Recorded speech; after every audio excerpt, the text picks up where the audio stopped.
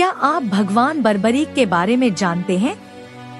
भगवान बर्बरीक भीम के पोते और घटोत्कच के पुत्र, महाभारत में अपनी असाधारण क्षमताओं के लिए प्रसिद्ध एक पौराणिक योद्धा थे। यक्ष माता और पांडव पिता से जन्मे बर्बरीक के पास स्वयं भगवान शिव द्वारा दिए गए 3 शक्तिशाली तीर थे। पहला तीर सभी लक्ष्यों को नष्ट करने के लिए चिह्नित कर सकता था, दूसरा उन्हें बचाने के लिए चिह्नित कर सकता था और तीसरा चिह्नित लक्ष्यों को नष्ट कर सकता था। बर्बरीक की शक्ति इतनी भयानक थी कि उनका दावा था कि वह महाभारत युद्ध को केवल 1 मिनट में समाप्त कर सकते हैं।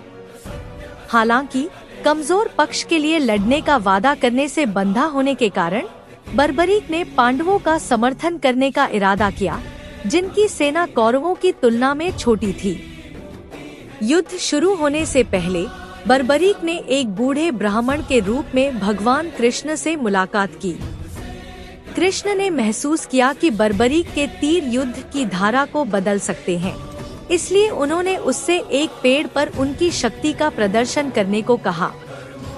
जब बर्बरीक ने पहला तीर छोड़ा तो उसने प्रत्येक पत्ता चिह्नित किया, सिवाय उस एक पत्ते के जिसे कृष्ण ने अपने पैर के नीचे छिपा रखा था, जिससे तीरों की अचूकता सिद्ध हो गई।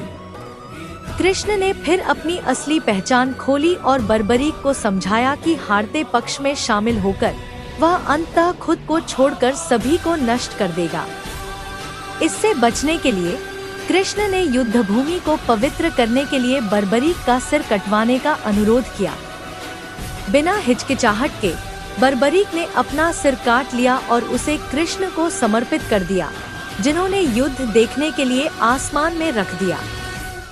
पांडव विजय होने के बाद कृष्ण ने बर्बरीक का सिर नीचे लाए और पूछा कि सबसे बड़ा योगदान किसका था। बर्बरीक ने कहा कि युद्ध का परिणाम कृष्ण के सुदर्शन चक्र ने तय किया, न कि योद्धाओं के प्रयासों ने। उनके बलिदान के बदले में कृष्ण ने बर्बरीक को कलयुग में खाटू श्याम के रूप में पूजा जाने का आशीर्वाद दिया, जो हारे हुओं का समर्थक है। आज बर्बरीक को भारत भर में विभिन्न नामों से पूजा जाता है। राजस्थान में खाटू श्याम, गुजरात में बलिया देव और नेपाल में आकाश भैरव। उनकी कहानी आत्मसमर्पण, बलिदान और अनिश्चितता के बीच भी दिव्य योजना में विश्वास की शक्ति को प्रदर्शित करती है।